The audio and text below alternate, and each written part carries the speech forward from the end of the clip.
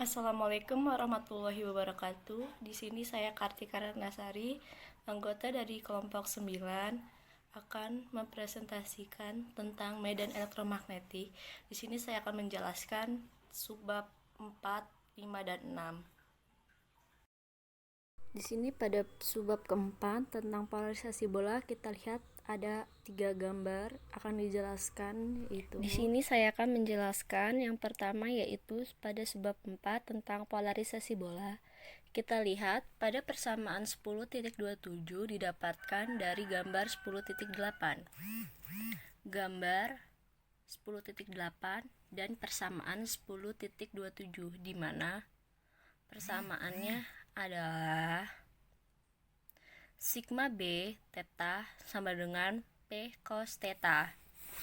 Nah, bisa kita lihat mengapa di sini bernilai cos theta. Karena pada gambar 10.8 P dan dia membentuk sudut 90 derajat. Yang membentuk 90 derajat itu dinamakan cos theta, sehingga rumusnya menjadi P cos theta. Terbukti mengapa bernilai P cos theta karena dia membentuk sudut 90 derajat pada gambar 10.8. Nah, pada persamaan 10.28 kita dilihat bahwa dia R sama dengan Z kuadrat ditambah A kuadrat min 2ZA cos theta pangkat setengah. Ini persamaannya diperoleh dari gambar 10.10. Kita lihat gambar 10.10. Nah, di sini mengapa persamaan tersebut bisa bernilai menjadi persamaan seperti itu? Karena kita lihat sebagai contoh di sini. Ini segitiga. Apabila kita ingin mencari C, maka dia akan bernilai C kuadrat sama dengan A kuadrat ditambah B kuadrat min 2AB cos gamma. Nah, sama seperti ini, kita mencarinya seperti ini. Karena kita ingin mencari nilai R, maka ditulis hasilnya R sama dengan, kita lihat Z, bisa saja dengan A dulu, tapi sama saja. Berarti Z kuadrat ditambah A kuadrat min 2ZA cos theta.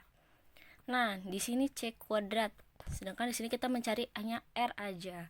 Jadi di sini kita pangkatkan setengah. Nah, sekarang persamaan 10.29 itu diperoleh dari gambar 10.9. Ini gambarnya seperti ini,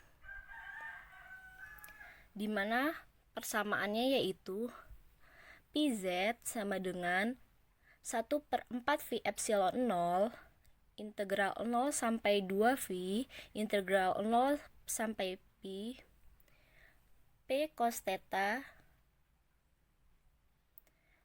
dikali A kuadrat sin theta d theta d c per Z kuadrat ditambah A kuadrat min 2ZA cos theta pangkat setengah.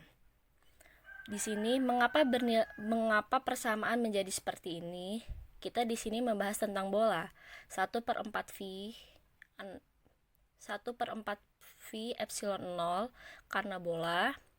Pi cos theta persamaan 10.27 tadi. Nah, di sini A kuadrat sin theta d c. Kita lihat pada bab pertama pada persamaan 1.100 di mana luasan dA menjadi sama dengan positif negatif R kuadrat sin theta d c, sehingga ia akan menjadi, karena di sini dia tidak membentuk sudut 90 derajat sehingga dia bernilai sin. Jadi sama saja pada persamaan nya tersebut akan menjadi A kuadrat sin theta d theta d psi, sehingga bernilai seperti persamaan pada 10.29. Kemudian diturunkan lagi menjadi Pz sama dengan PA kuadrat per 2 epsilon 0. Jadi 1/4 V epsilon 0 itu sama saja bernilai PA kuadrat per 2 epsilon 0. Integral min 1 sampai 1. Di sini cos theta kita ganti menjadi nu, dan A kuadrat sin theta kita ganti menjadi mu, d theta dan d psi menjadi d per, kita turunkan lagi. Nah, di sini cos theta sama saja seperti yang di atas, sin theta bernilai nu, jadi cos theta juga diganti dengan nu. Jadi sehingga z kuadrat ditambah a kuadrat min 2 za nu pangkat setengah menjadilah persamaan pada 10.29. Dari tabel integral akan menjadi Pz sama dengan 1/3 z kuadrat a kuadrat, z kuadrat ditambah a kuadrat dikali mutlak z plus a min mutlak z min a min za mutlak z plus a ditambah z min a menjadi persamaan 10.30.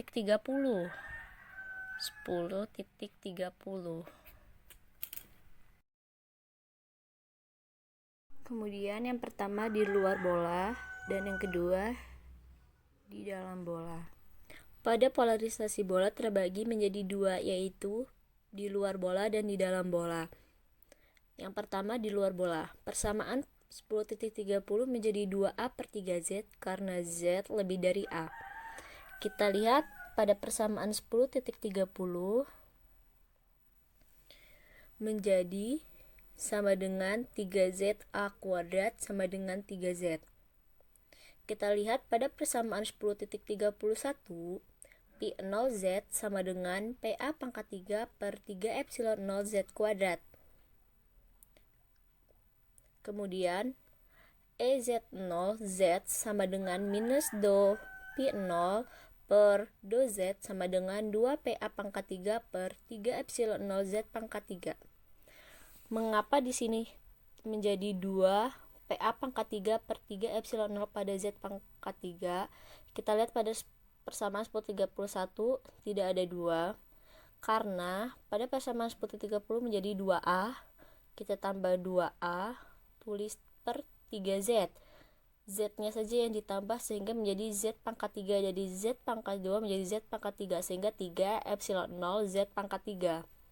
Kemudian di dalam bola masih sama seperti yang di luar bola, hanya saja karena Z-nya kurang dari A sehingga Z per 3A pada persamaan 10.30, sehingga PIZ sama dengan PZ per 3 epsilon 0, sehingga EZI Z sama dengan minus 2PI per 2Z sama dengan minus P per 3 epsilon 0. Mengapa tidak ada Z? Karena hanya Z saja, sehingga P 3 epsilon 0 3A 3 epsilon 0. Sama seperti pada pembahasan 5 tentang distribusi muatan seragam berbentuk bola. Mengapa negatif? Karena Z kurang dari A. Positif karena Z lebih dari A.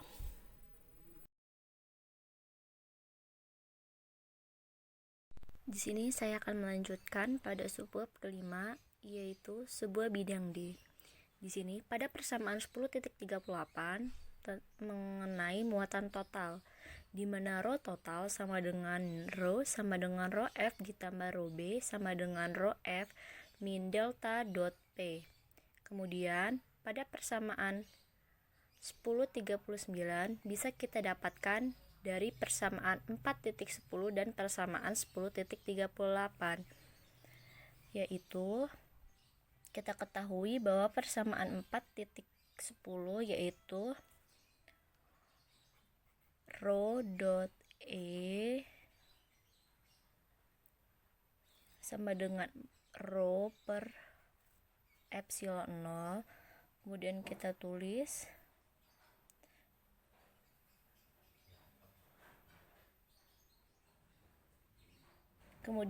tulis pada persamaan 10.38 yaitu rho F min delta dot T.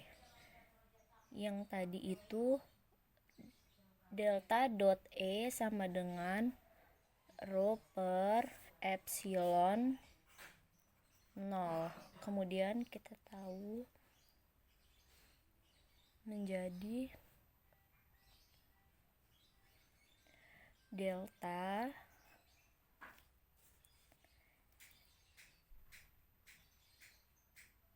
vektor E itu bernilai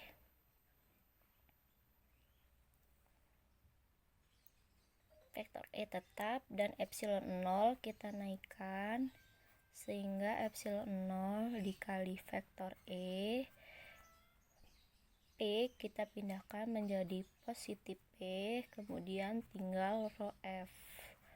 Didapatkanlah persamaan 10.39. Kemudian kita lanjutkan untuk persamaan 10.40 yaitu D sama dengan epsilon 0E ditambah P. Kemudian untuk persamaan 10.41 yaitu delta dot D sama dengan rho F. Vektor D disebut perpindahan listrik. Di sini kita tahu bahwa vektor E sama dengan rho per epsilon 0. Di sini D kita ganti D, vektor D ini sama saja dengan vektor E tadi, sama rho F, berarti delta D epsilon 0 E plus P sama dengan rho F menjadi, karena D bernilai epsilon 0 E plus P, sehingga vektor D delta dot D sama dengan rho F menjadi persamaan 10.41. Vektor D disebut perpindahan listrik. Kemudian persamaan 10.42 di mana 10.42 itu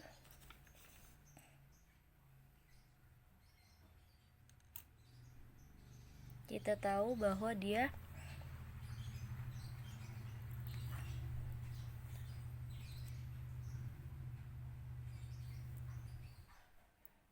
berdasarkan dia memakai hukum Snellius ya, berarti N1 sama dengan N2. Ini untuk persamaan 10.42. Nah, mengapa bisa seperti ini? Karena kita memakai hukum Snellius yaitu N1 sama dengan N2. Di sini terlihat berbagai persamaan dari penjelasan tentang subbab kelima. Di sini saya akan melanjutkan tentang mendapatkan persamaan pada 10.43. Di sini hukum Gauss bidang D dari 10.41 dan 159 menjadi, jadi kita mendapatkan persamaan 10.43 itu dari persamaan 10.41 dan persamaan 1.59. Persamaan 10.41 itu delta dot D sama dengan rho F, dan persamaan 1.59 yaitu integral tertutup S A vektor A dot dA vektor dA sama dengan integral V delta dot vektor A d tau, sehingga persamaan 1.43 10.43 menjadi persamaan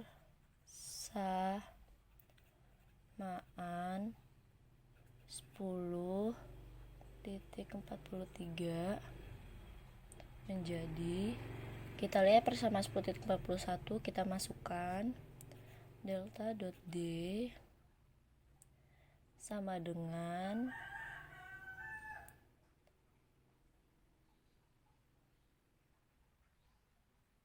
rho F. Di sini kita lihat persamaan 1.59, kita masukkan integral tertutup vektor A dot integral tertutup vektor D, dan integral V vektor A d tau. Di sini bisa kita coret yang sama delta. Maaf, ada delta ya di sini. Ada delta. Kita coret delta sama delta, A sama A. Sehingga bisa kita tuliskan integral tertutup S dot D dot DA vektor DA sama dengan integral V rho F d tau, sehingga ini menjadi koin. Ini persamaan 10.43, di mana kein adalah muatan bebas, sehingga hasilnya delta cross D sama dengan delta cross P untuk persamaan 44, sehingga D memiliki muatan terikat, di mana persamaan 10.45 yaitu D2T min D1T sama dengan P2T min P1T.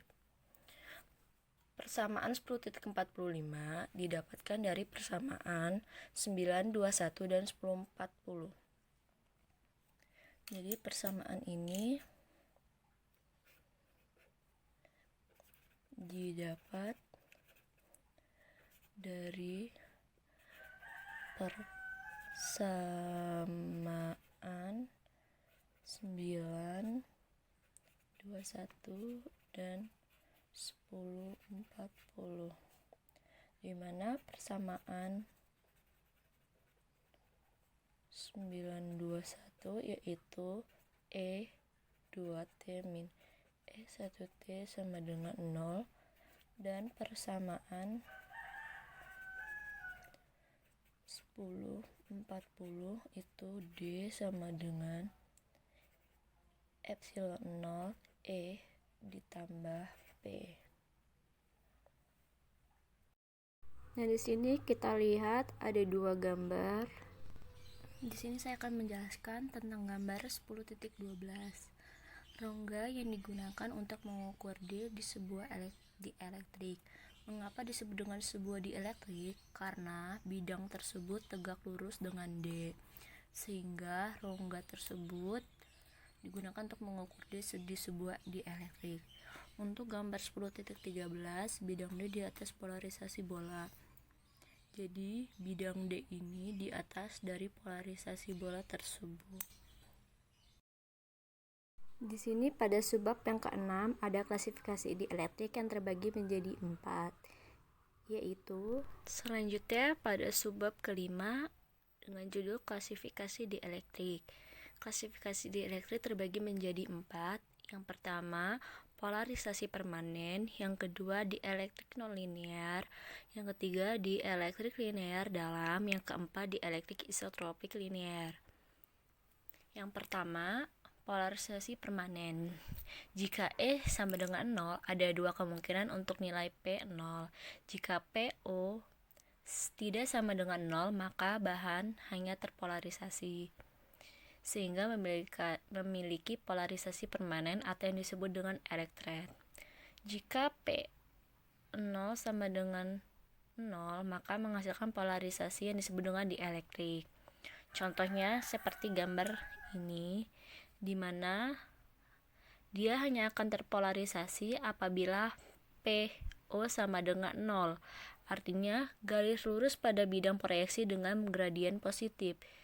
Jadi dia hanya terpolarisasi dengan gradien bidang positif saja ke EZ sama EY, sehingga PO sama dengan 0, sehingga Pi PO bernilai konstan sesuai pada bab 6 pada persamaan 6.1. Kemudian yang kedua di elektrik non linear dengan PO sama dengan 0, di mana PI sama dengan sigma J AIJ EJ ditambah sigma J EK BIJK EJ EK plus selanjutnya itu adalah persamaan 10.48, di mana IJK sama seperti XYZ. Yang ketiga di elektrik linear dalam untuk persamaan 10.49, di mana PX sama dengan epsilon 0 X XX EX ditambah E XY EY ditambah XXZ EZ. Mengapa bisa seperti itu? Kita lihat pada pembahasan pada bab pertama, di mana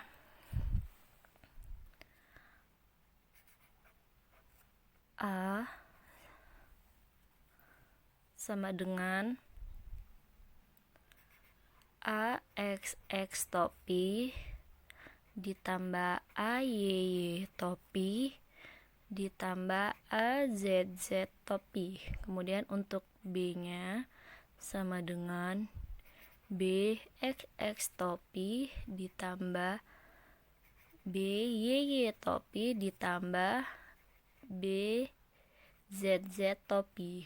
Nah, ini tinggal kita ganti dengan ada X, ada Y, ada Z, sama saja.